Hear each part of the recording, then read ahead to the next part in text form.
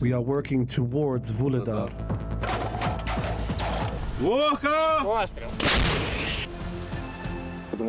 These people who simply claw onto this land, you can say it's like a second home for us. I feel sorry about the city. That's it.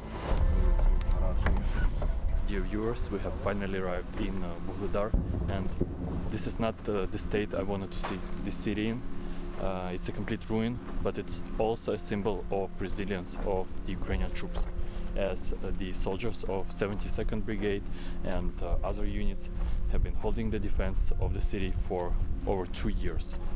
By now this ghost town has become their second home. Today we are lucky to talk to these heroes and find out how they are able to hold the defense of the city for so long.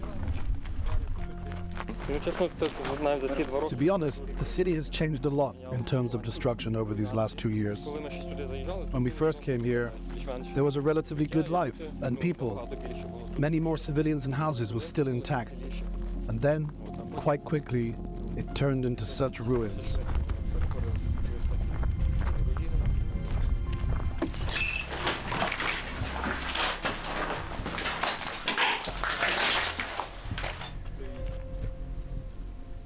Vuhledar was a small town founded on coal deposits, and before the full-scale war 15,000 people lived here. Most of them worked on 2 large coal mines. You can see what the city looks like now. There's 0 undamaged buildings, there's 0 intact windows, and these are the typical signs of Ruski Mir, the so-called Russian world. Just take a look what the Russian army is doing to Ukrainian cities. This applied not only to Vuhledar, but to all the cities around Ukraine. It is painful to see. Today Vuhledar looks a lot like Pripyat. I imagine that people, whole families lived in each apartment, whose fates were taken and chewed up by the war. A certain part of them ended here. In the yards, instead of living people, we see graves. The streets we move along are 2-3 kilometers from the closest enemy positions. We are in a strike zone of literally any weapon, be it a drone, mortar or air bomb. But we're lucky not to get shelled yet.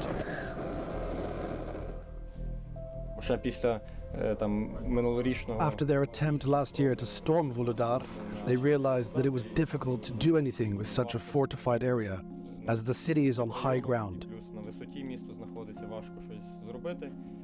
So they changed their tactics. They just started launching aerial bombs, destroying all the buildings. They partly succeeded with this task. The most intense phase of the battle for Vuhledar took place in the winter of 2022-23. During 1 week of these assaults, Ukrainian soldiers burned a record 130 heavy vehicles, 36 of which were tanks. З такого, напевно, найбільш пам'ятного, якщо можна так сказати, то це був... The most memorable events, if I may say so, were the events in the winter of 22, when the enemy attempted to capture the town, to enter the town itself, and the enemy came quite close, literally 400 meters away. We even had to move our mortar launchers to other positions, simply because the minimum firing range did not allow us to target the enemy.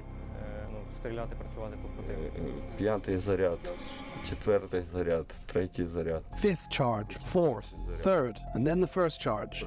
And the sight is very even vertically, you can say. Mortar operators will understand what this means.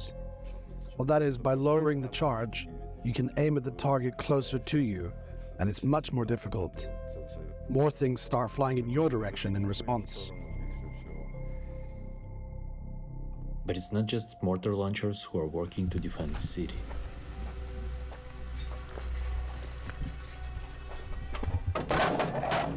It's early morning in the south of the Donetsk region front, and the M777 crew is preparing to target Russian assault groups moving towards Vuhledar and around the city. Every day, these men have work to do, mostly targeting infantry and armor groups who now choose to attack the city flanks.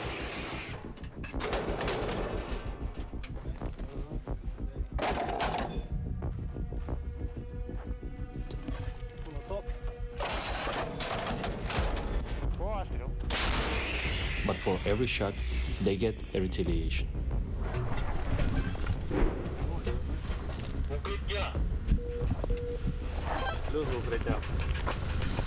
The counter-battery fire is starting against us, so we are taking cover and waiting for the next orders. О, все.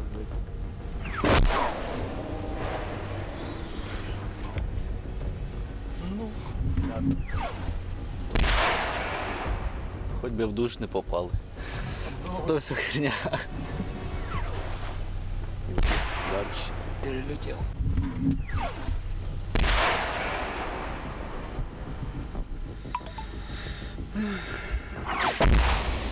Це не чути було вихлоп.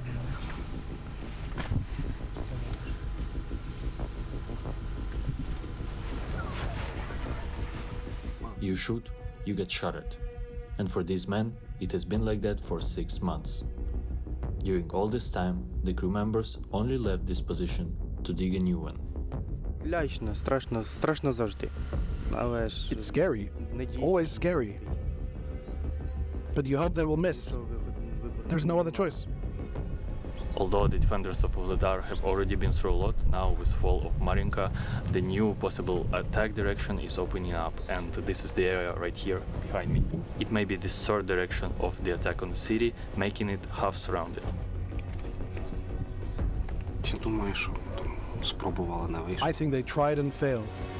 Maybe they have other plans now, you know? To go around from the other side and cut off the city just like that.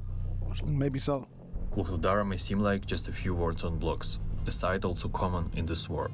Yet, it stands as a crucial stronghold in the south of the Donetsk region. As global attention shifts toward the fronts, like the Kursk operation, it is vital to remember that the Donetsk region remains Russia's primary target. The endurance of Vuhledar's defenders will likely continue to be tested, as they face new threats, head-on. Скільки часу ми тут пробули, скільки сил, We've spent so much time here, given so much of our strength and health, and lost so many comrades. So just walking away from this city, from our positions, doesn't sit right. Neither our conscience nor our will allows it. Яким чином вам вдається стримувати це місто настільки довго? Ну, є якийсь плюс і в тому, що це Well, there's a certain advantage geographically that this city is located at a height. There are some natural obstacles that are difficult for the enemy to overcome. But I think the biggest reason is the people who defend it. I can confidently say that I'm proud to serve in this unit with such people, because there are a lot of heroes. So first of all, I think that these people who simply claw onto this land, hold onto it in every possible way, making enormous, titanic efforts, fighting for every meter of their land. за кожен той метр своєї землі.